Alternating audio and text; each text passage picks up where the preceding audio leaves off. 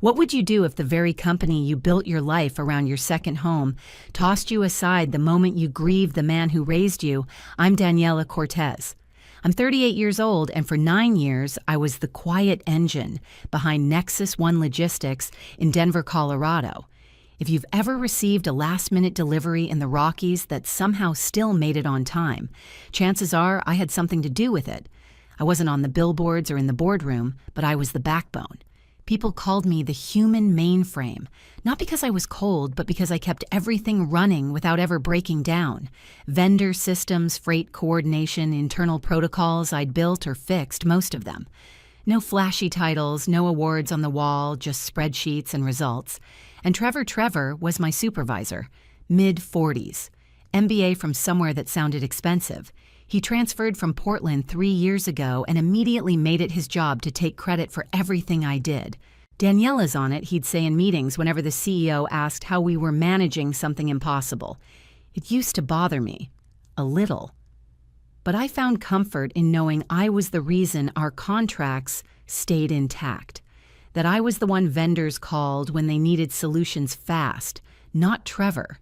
Never Trevor. That Thursday, I was knee-deep in the Henderson account, our biggest client yet. I had built a full integration roadmap for them, detailing how their freight data would sync with our back-end systems, flag anomalies, reduce idle truck time, and save them close to $400K a year. Daniela, can you stay late tonight? The Henderson account needs some adjustments before tomorrow's presentation, Trevor said, standing by my cubicle with his usual fake urgency. It was the third time that week. I glanced at the clock, 4:30 p.m. I swallowed the frustration. Sure, Trevor.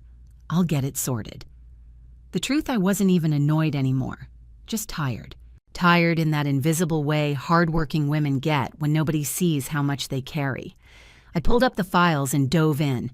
That's when my phone buzzed. Grandpa Elias is asking for you again. The doctors say it might be soon. It was a text from my mom. Everything froze. My grandfather wasn't just my grandpa. He raised me after my parents died in a car crash when I was 12. He was a World War II vet, a man who survived poverty, war, and personal loss, and still chose to raise a broken girl with infinite patience and a quiet strength that never cracked. I told Jenna, the coworker next to me, just family stuff when she asked if I was okay, but my insides had turned to stone. I worked until past 8 p.m. that night, but my thoughts were elsewhere by his hospital bed. The call came 3 nights later, 2:00 a.m. I was awake before I even answered the phone.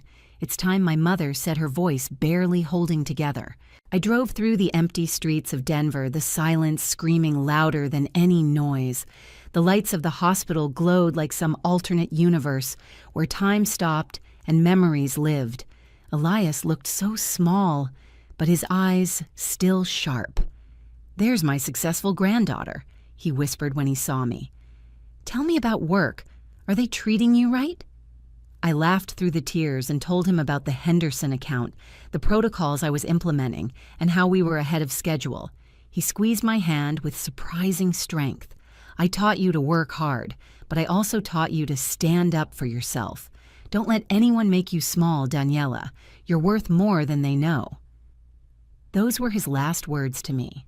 He passed away that Thursday morning with my hand in his and my mother stroking his forehead, and I made a silent promise I would carry his name with the dignity he gave me, no matter what came next. The funeral arrangements, naturally, fell to me. I was the organized one, the fixer, even in grief. That Friday, I walked into Trevor's office with formal bereavement paperwork in hand.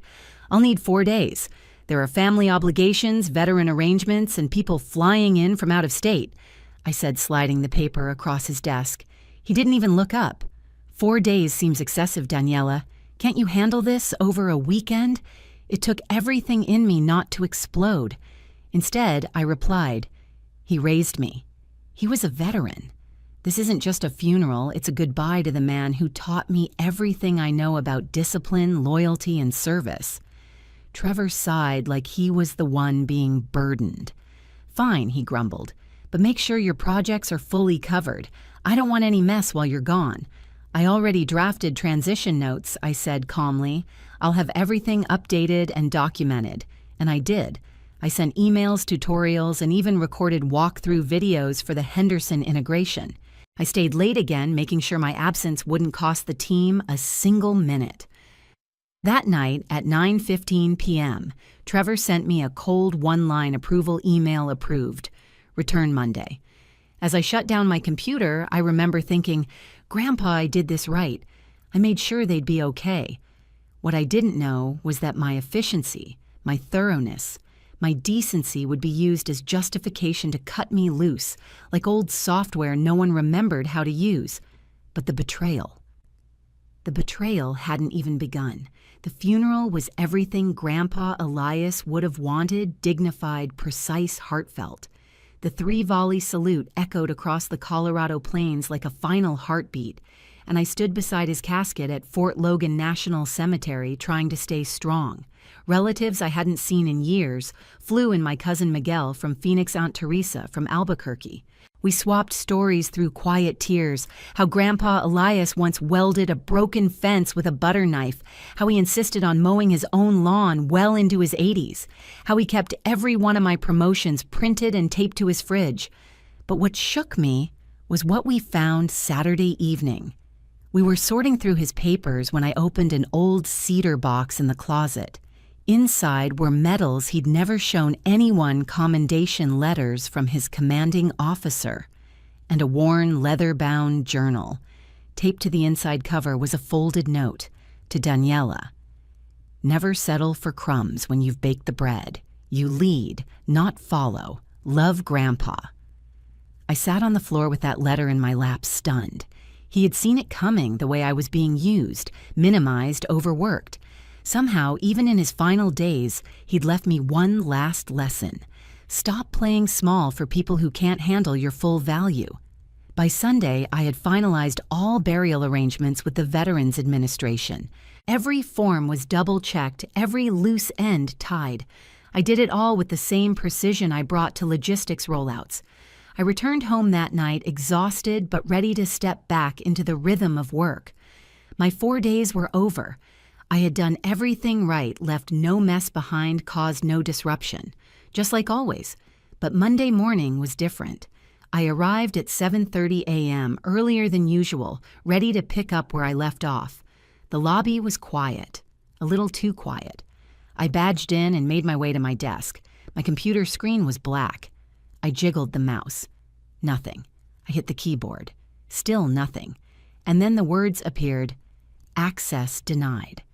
Contact IT administrator." For a split second, I thought it was a glitch. Maybe the system auto-deactivated accounts after time off. Then Jenna walked up. Her face was pale, nervous. "Trevor wants to see you, right away." I grabbed my coffee mug and headed down the hallway toward his office, still half believing there had to be a technical reason for the login issue. I knocked. "Morning, Trevor. I'm back ready to dive in." He didn't even look up. "Actually, Daniela, there's been a change." That sentence hit me in the chest like ice water. A change, I asked, trying to keep my voice level. He finally turned toward me, his tone sterile. "We've decided to go in a different direction with your position. Your employment with Nexus One is terminated, effective immediately." I blinked. "I'm sorry." "What?" "It's a business decision. Your role has been eliminated." I felt heat rise in my cheeks. "Trevor, you approved my bereavement leave. I followed every protocol. All my projects were transitioned. My notes were documented." He shrugged. "Approval doesn't mean endorsement. This company needs people who demonstrate unwavering commitment. Taking 4 days off, even for personal reasons, sends a message." The blood drained from my face. I buried the man who raised me. I said, my voice sharp. "A W2O veteran who stepped up when no one else did. And you're telling me that choosing to honor him was, what disloyal that's touching," he replied, tone clipped and condescending. "But business doesn't pause for grief. Your decision to prioritize personal matters made it clear where your dedication lies." I stood there realizing this wasn't about the funeral. This was a setup. Trevor had waited until I was vulnerable, until I was out of the building, until he could make his move without me fighting back. "I'd like to speak to Helen," I said, referring to our CEO. "She's always supported my work. She'll want to know." "She's aware," Trevor interrupted, "and she supports the decision." He was lying. I knew he was lying. Helen had personally praised me in performance reviews. She once said, if I had 3 more Danielas, we'd be dominating the West Coast. But I didn't argue, because right then I remembered what Grandpa had said. Dignity over drama, even when they don't deserve it. "So what's the process?" I asked quietly. "How do I transition out?" Trevor looked slightly thrown. He was expecting rage, maybe tears, not calm. "Security will escort you to collect your belongings. Your access is already disabled. And the Henderson account, I'm the only one who understands the full integration. Who's taking that over?" "We'll figure it out," he said, faking confidence. "No one is irreplaceable." I nodded slowly. No one is irreplaceable. We'd see about that. I walked back to my desk where a security guard, Pete, an older man who always smiled on night shifts, was waiting awkwardly. "Miss Cortez," he said gently, "I'm sorry. This doesn't seem right." "Thank you, Pete," I said, meaning it. Jenna was watching. So were Carlos and Diane from payroll. No one said a word, but their silence screamed volumes. They knew. They all knew. As I packed my things, a mug-framed photo of Grandpa and me, my little Data Queen nameplate, I felt something strange rising in me. It wasn't humiliation. It was clarity. I wasn't broken. I was done playing small, because Trevor had just made the biggest mistake of his career. As I stepped into the elevator for the last time, cardboard box in hand, the polished steel doors reflected not defeat, but awakening. Outside, the morning sun hit the Rockies with that bright, biting clarity Denver is known for. I took a long breath. Grandpa Elias used to say, "Sometimes you need to climb the mountain to see how small the valley really was." Nexus 1. It was just a valley, and Trevor. A tiny man in a cheap suit who mistook power for intelligence. At home, I placed the box on the kitchen counter and poured a mug of coffee, my first cup as an unemployed woman. Except, I didn't feel unemployed. I felt unchained. I opened my laptop and started taking inventory, not of my belongings, but of my skills. 9 years of operational systems knowledge, personal contacts at over 30 vendors, a reputation for getting freight moving when no one else could, and no non-compete clause in my contract. That last one, a detail I triple-checked before making my next move. By noon, I had drafted a plan Cortez Consulting, a solo logistics strategy firm offering system optimization, vendor negotiations, and freight analytics. It wasn't just an act of survival, it was a declaration of independence. I built a sleek professional website using a template registered in LLC and started making quiet waves. By 3 p.m., I had already reached out to 3 former vendors and 5 ex-colleagues now working in other firms. My pitch was simple. You already know my work. If you need results without red tape, I'm available. Sandra Rodriguez from Front Range Shipping responded within the hour. "Daniela, I heard what happened. Nexus 1's loss. I've got 3 clients who desperately need someone like you. Can we talk tomorrow?"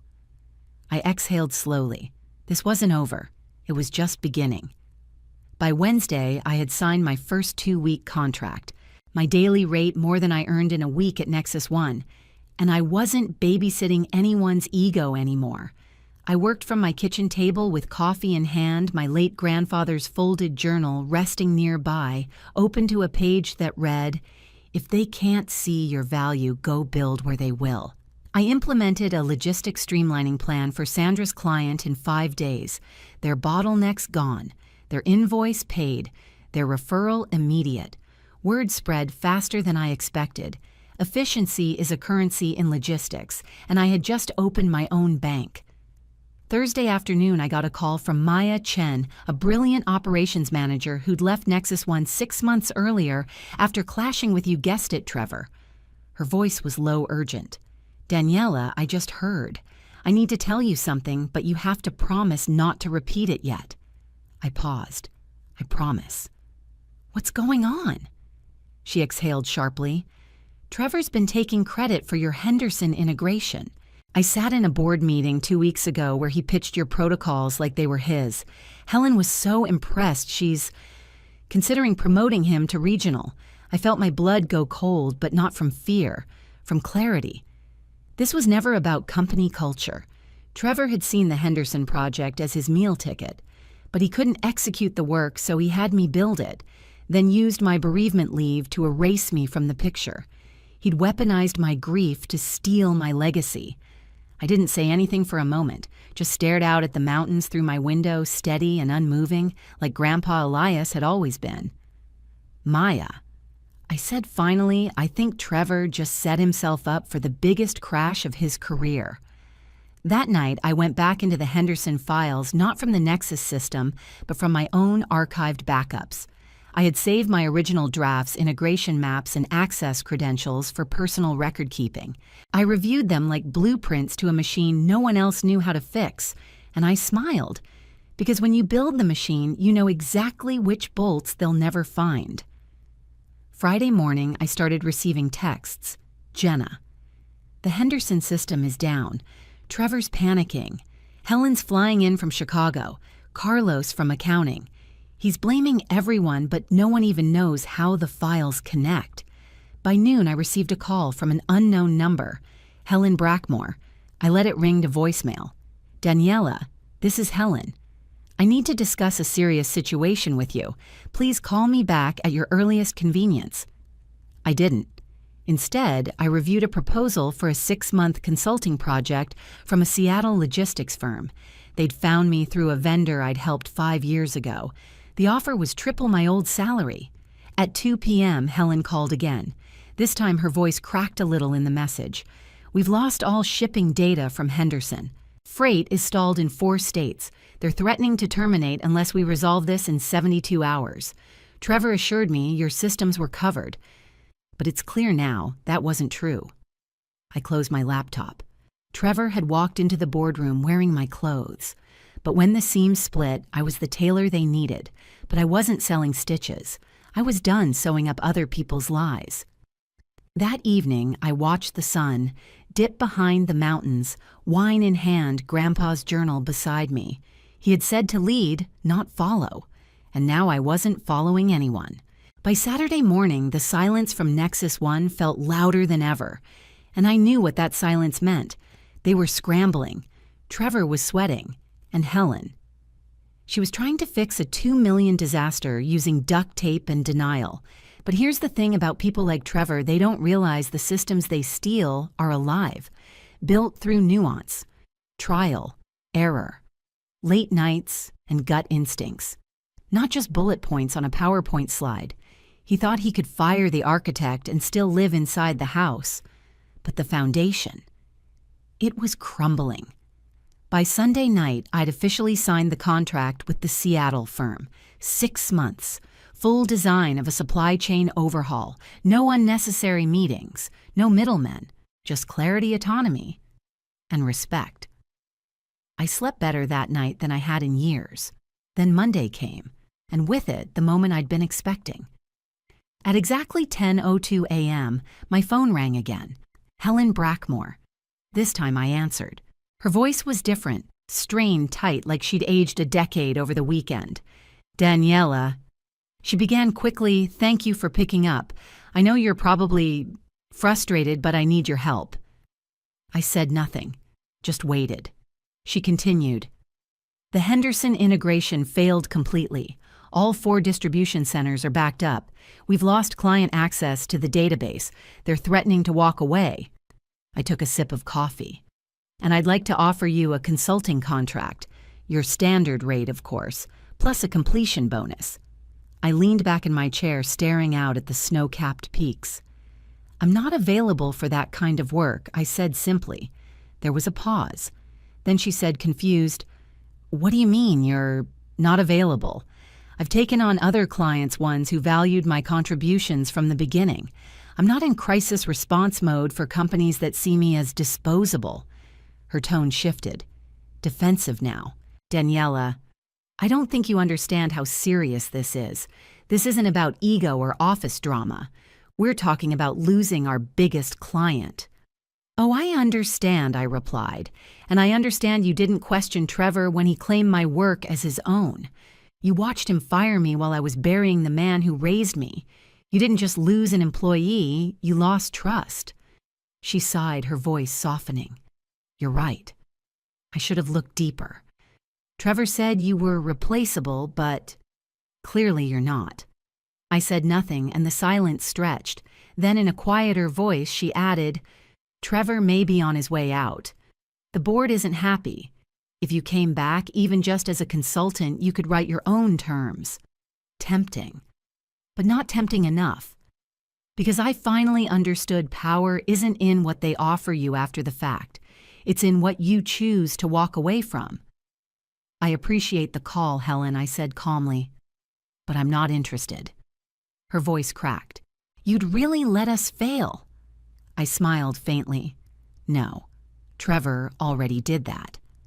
I ended the call and returned to my consulting dashboard. 2 new inquiries, 3 glowing reviews, and 1 message from Sandra that read, "Client says you're a magician. They've never seen smoother operations. And here's the truth, no company brochure will ever print. They don't remember who kept the engine running until the wheels fall off. Trevor had gambled that he could erase me quietly, but the fallout, that would echo loudly, because by firing me, he didn't just lose a loyal employee. He lost the one person who knew how everything worked. And the best part, he wouldn't realize the full extent of his mistake until it was far too late." Tuesday morning, the fallout began to surface. Jenna texted me just before noon Trevor got pulled from the Henderson account. "Board's demanding answers. HR is reviewing your termination paperwork. It was happening faster than I expected. You see, when you remove a keystone, the entire arch collapses. Trevor thought he could patch over my absence with vague handoffs and last-minute emails. But what he didn't understand, what he never understood, was that institutional knowledge isn't just data. It's instinct, context, history. And Trevor had none of that. He'd played chess with someone who wasn't even on the board anymore, and still lost." Later that afternoon, a message arrived from Maya. Trevor tried to repitch the Henderson integration plan in today's meeting. Helen shredded him, called out inconsistencies in the data. He couldn't answer basic timeline questions. It was brutal. I didn't smile. Not exactly. It wasn't satisfaction I felt, it was confirmation. That everything I had poured into Nexus One, all the nights I stayed late, the holidays I worked through, the weekends I spent debugging integrations, none of it was ever wasted. Because I knew what Trevor never would. You can't fake competence. Wednesday morning, I received a package on my doorstep.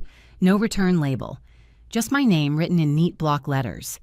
Inside was a slim leather-bound folder and a note. "Found this in Grandpa's keepsake box. Thought you should have it. Mom."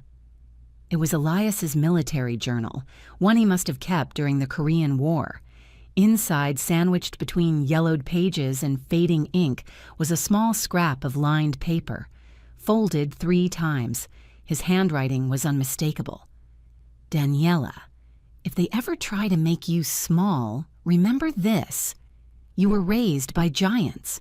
Lead. Don't ask permission to stand tall." I clutched that note like armor. Trevor had tried to diminish me, but he hadn't broken me. Thursday evening, I got the text that sealed his fate. Jenna Henderson account officially terminated their contract. Board furious. Trevor's future looks bleak. Word spread fast in the logistics community. A client that big pulling out was the equivalent of a financial earthquake. Nexus One's competitors began circling like vultures, offering Henderson cleaner integrations, faster turnaround systems they could trust. Trevor, from what I heard, tried to frame it as a transition challenge, but the cracks were already too wide. The next morning, Helen called again. I answered not because I needed closure, but because I wanted clarity. "Daniela." She began, voice brittle. "I owe you an apology." "No need," I replied. "I've moved on." She was quiet for a long beat. "I believe you have. I just wanted you to hear it from me. Trevor's been removed from all active projects. We've brought in an external review team to rebuild the systems.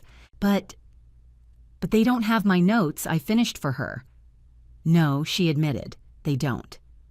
Then she added, if you ever reconsider, I won't. It wasn't spite. It wasn't anger. It was just truth. Because going back would have been like trying to live in a house that had once locked you out during a storm. You might forgive, but you don't forget the cold. Instead, I poured everything into Cortez Consulting. My client list doubled by the end of the month. Companies sought me out, not just for my systems, but for how I carried myself, quietly, powerfully, without burning bridges, even when I had every right to. Sandra introduced me at a panel as the woman who built freight architecture in the Rockies. I smiled, shook hands, accepted the compliment, but the real reward came in the form of a quiet email from Henderson's director of operations, Daniela. We finally figured out what happened. It's clear you were the architect behind the system. If you're ever open to working directly with us, we'd welcome it. I never replied, because by then I had already signed a year-long contract with a Fortune 100 logistics firm, complete with remote options equity share and a consulting rate 5 times higher than my salary at Nexus One. Trevor, last I heard, he'd been demoted and transferred to a junior position in Phoenix. His LinkedIn title had changed from Senior Operations Executive to Available for New Opportunities. The Henderson loss had rippled outward. 3 more clients left. Helen brought in new leadership, and Nexus One's presence in Colorado permanently scarred. All because one man tried to erase the woman who built the map. By the time Denver's first snow dusted the rooftops in November, I was already months into a new chapter. My days no longer revolved around corporate fire drills or Trevor's ego-driven panic requests. Now I started each morning with a fresh brew, a full calendar of meaningful work, and a quiet kind of peace. Cortez Consulting wasn't just thriving, it was evolving. I'd hired 2 assistants, onboarded my 3rd long-term client, and had finally learned how to set boundaries that once felt impossible. No more can you stay late again? No more sacrificing family health or dignity for the illusion of job security. Clients respected me, trusted me, paid me on time, referred me without hesitation, and the best part, I didn't have to beg for any of it. One Saturday afternoon, while organizing some personal papers, I found myself flipping back through Grandpa Elias's journal. There was a page I hadn't noticed before, likely stuck behind another. It was a simple list, handwritten and worn at the corners. Things I want Daniela to remember. Work is not family. Titles don't define worth. Never apologize for setting a boundary. Loyalty is a gift, never wasted on the ungrateful. When they push you out of the room, build your own. I stared at that list for a long time, his familiar handwriting echoing louder than any office memo or corporate handbook ever had. That was the real promotion. That was the raise I'd needed all along the permission to honor my own value. Weeks later, I heard through a colleague that Trevor's demotion hadn't stopped the bleeding. Nexus One had lost another major client. Helen, under pressure from the board, brought in a high-priced consulting firm to try and replicate the systems I once built for free systems they no longer understood. It wasn't revenge. It was reality. They hadn't fired me. They'd unplugged their operating system and then wondered why nothing worked. The best part, I didn't need to gloat. I didn't need to trash anyone online. My silence said more than any headline could, because while they were busy covering up mistakes, I was building something that actually mattered. And that brings me to something I rarely say, but now I'm proud of myself. Proud of. Not just for surviving what Trevor did, but for choosing not to let that betrayal define me. It would have been easy to spiral, to doubt myself, to shrink into a smaller, safer version of me. But instead, I built the thing they never expected, a life that didn't include them at all, and in a full-circle twist, I could never have written better myself. One of my newest clients turned out to be a former Henderson executive who had jumped ship after the fallout. We didn't talk about Trevor. We didn't have to. All he said was, "I've followed your work for years." We're lucky to have you now. Funny. That word lucky. It used to mean getting chosen, getting noticed. Now it meant choosing myself. If you've made it this far, maybe you're where I was not too long ago. Maybe someone underestimated you. Maybe they used you, took credit for your work, told you to your face that your grief wasn't worth 4 days off. Maybe someone told you that your seat at the table came with conditions. Let me tell you, they were wrong. You don't owe loyalty to people who discard you the moment it's inconvenient. You don't have to earn the right to be treated with respect. And you don't have to ask permission to lead. You're not small. You're not replaceable. You're not the problem. Sometimes they only see your worth when they no longer have access to it. Let them see it from the outside. Let them sit in boardrooms full of chaos and finally whisper the name they threw away. And while they do, you work in peace. You rise in silence. You build the future they never thought you could. Because dignity isn't loud. It's undeniable. Have you ever been underestimated by those closest to you? What did it take for you to reclaim your worth? Drop your story in the comments below. I read every single one. And if this hit home, like and subscribe for more true stories of betrayal, strength, and the quiet revenge of rising higher. I'm Daniela Cortez, and I didn't just survive, I outgrew them.